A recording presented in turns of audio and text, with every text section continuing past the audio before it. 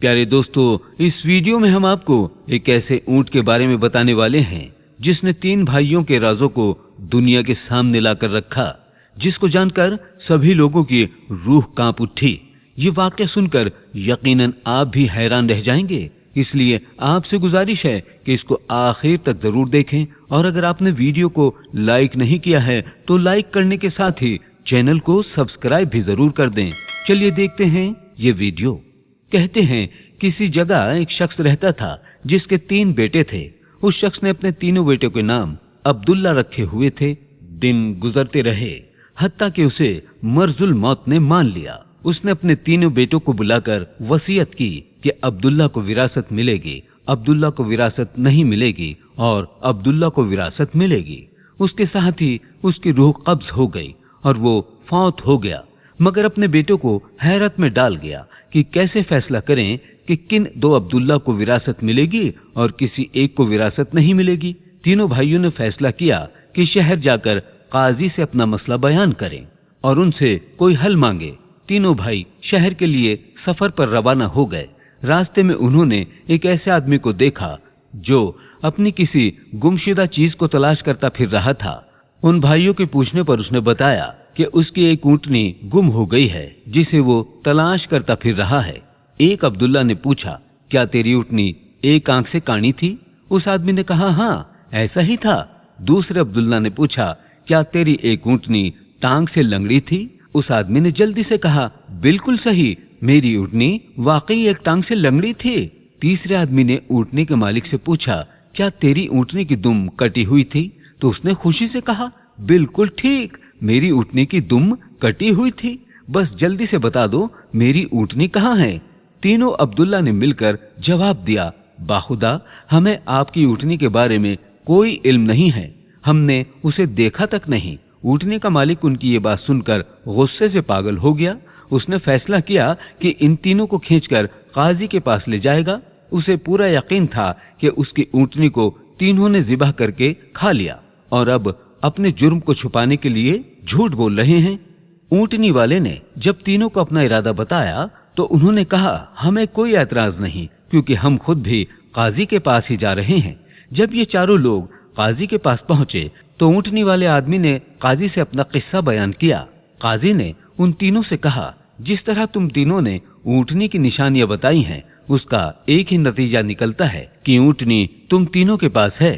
बेहतर है कि तुम अपने जुर्म का एतराफ कर लो। पहले ने कहा, जनाब आला, हमने ऊंटनी को देखा तक नहीं, अलबत्ता ऊंटनी के आसार जरूर देखे थे। जब मैंने उसे कहा कि तेरी ऊंटनी एक आंख से कानी है तो मैंने देखा था कि रास्ते का एक तरफ का घास खूब चरा हुआ था मगर दूसरी तरफ का घास वैसे ही मौजूद था। इसका एक ही मतलब था कि उस आदमी की ऊंटनी एक आंख से कानी होगी।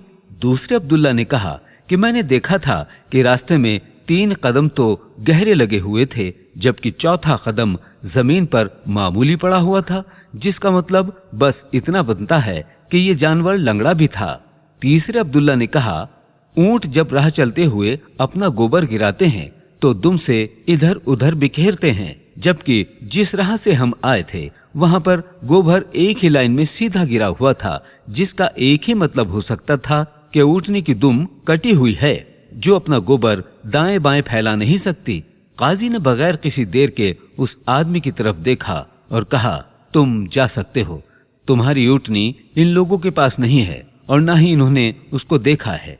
ऊंटनी वाले आदमी के जाने के बाद उन तीनों भाइयों ने काजी से अपना किस्सा बयान किया, जिसको सुनकर काजी बहुत हैरान हुआ। उन तीनों ने कहा, तो आज की रात मेहमान खाने में ठहरो, मैं कल तुम्हें सोचकर इसका कोई हल बताऊंगा। ये तीनों भाई मेहमान खाने में जाकर ठहरे तो उन्होंने महसूस किया कि उनकी निगरानी की जा रही है। कुछ देर के बाद उनके लिए खाना लाया गया जो गोश्त के पके हुए सालन और रोटी के ऊपर मुश्तमिल था। पहले भाई ने खाने को देखते ही कहा, ये सालन कुत्ते के गोश्त का बना हुआ है। दूसरे ने कहा, रोटियां जिस औरत ने पकाई हैं वो हामला है और पूरे दिनों से है।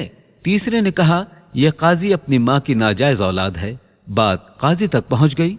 उसने तीनों को दूसरे दिन अपनी अदालत में तलब कर लिया और तीनों से मुखातिब होकर कहा, तुम में से किसने कहा था कि ये कुत्ते का गोश्त है? पहला बोला कि मैंने कहा था। काजी ने बावर्ची को बुलाकर पूछा तो उसने एतराफ कर लिया कि पकाने के लिए घर में कुछ नहीं था, तो उसको शरारत सूझी और उसने कुत्ता मारकर उसका गोश्त पकाया और उसको खाने के लिए भिजवा दिया।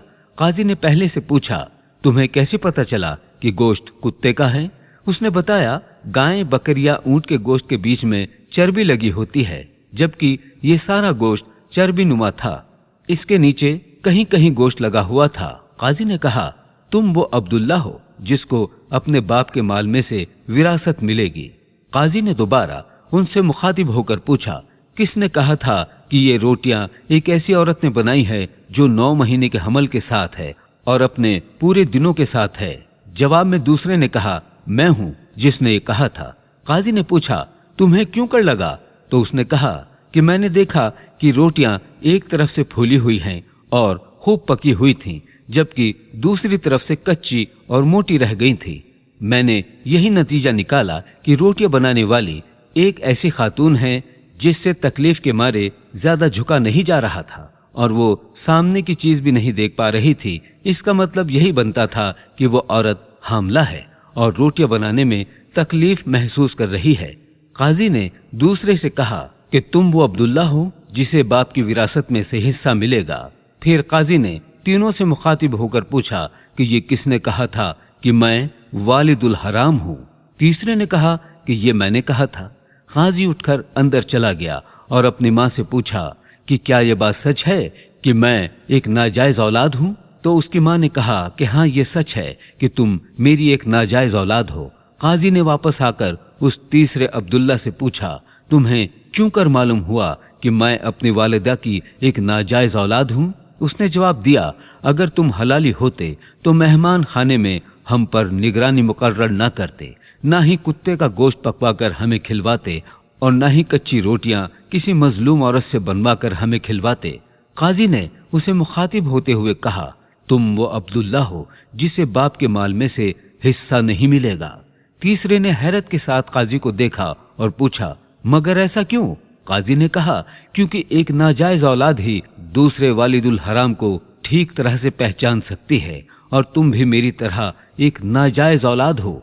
विरासत पाने वाले दोनों अब्दुल्ला अपनी माँ की तरफ लौटे और दरियाफ्त किया कि हमारे तीसरे भाई का क्या माजरा है। उनकी माँ ने कहा, तुम्हारा बाप एक बार सुबह की नमाज पढ़ने मस्जिद गया तो उसे दरवाजे पर यह बच्चा मिला। तुम्हारा बाप इसे घर लाया और इसका नाम भी तुम दोनों की तरह अब्दुल्ला रखा और उसकी परवरिश की।